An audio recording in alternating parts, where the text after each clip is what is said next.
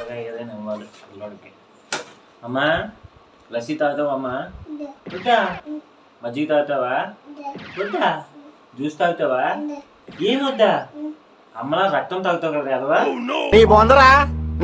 నాన్న యాపిల్ తింటావా?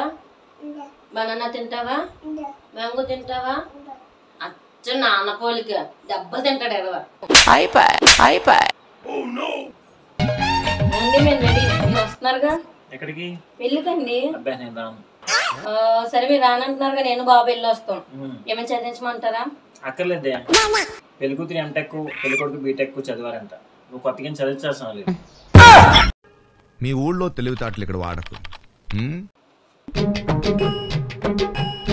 ఏమైంది? మన ఇంటి ముందు ఎంతమంది జనం ఉన్నారు?